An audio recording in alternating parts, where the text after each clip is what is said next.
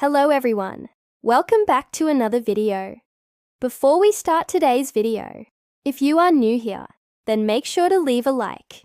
Without wasting any time, let's get started with today's video. Well guys, before making a computer processor, first of all, we need silicon. We can't make a processor without silicon, because it is the main thing which is used to make a processor. So for making a processor, we need lots of high-quality silicon. After getting a good quality of silicon, we will need some machines and equipments to make a processor.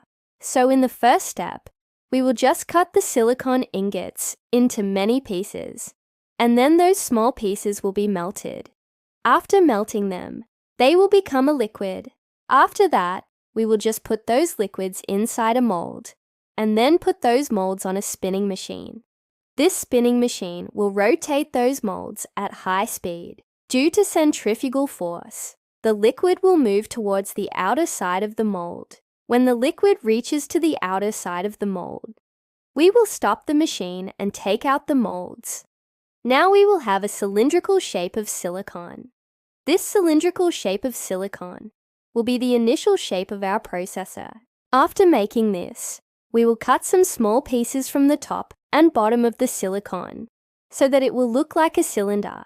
Then we will use a machine which will polish this silicon and make it more smooth. After that, we will clean the surface of the silicon so that there is no dust particles on the surface.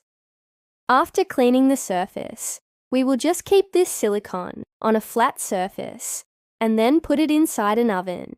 Inside this oven, there will be some chemical compounds which will react with the silicon and make the surface of the silicon more smooth. After that, we will take it out and clean it again. Then we will just repeat these processes until we get a perfect smooth silicon wafer. Now we have a perfect silicon wafer, and we can see that it looks like a mirror. Now we will use photo-lithography machines, which will use ultraviolet light to transfer the design of the processor on the silicon wafer. Photolithography machines uses photomasks, which has holes in them. These photomasks has different types of designs, and each photomask has a different design. First of all, we will put the silicon wafer inside a machine, and then put the photomask on the top of the silicon wafer. Then we will turn on the UV light, and the UV light will pass through the holes of the photomask and will fall on the silicon wafer. Due to this, some parts of the silicon wafer will get exposed, and due to which we will get the first layer of the processor. After that, we will remove the photomask and clean the silicon wafer. And then we will repeat the same process again layer of the processor. After completing all these processes, we will get a wafer, and on this wafer, there will be many processes. We will just cut each processor one by one using a diamond blade, and then we will get individual processes. After cutting, we will check the functionality of the processor. If everything is working fine, then we will move to the next step. Otherwise, we will repeat all the processes again. After completing the testing, now we will install this processor on the motherboard. For installing this, first of all, we need to open the processor's socket, and then we will carefully place the processor inside the socket. After placing, we will close the socket, and then we will apply some thermal paste on the top of the processor. After applying thermal paste, we will just place the heatsink on the top and tighten the screws of the heatsink.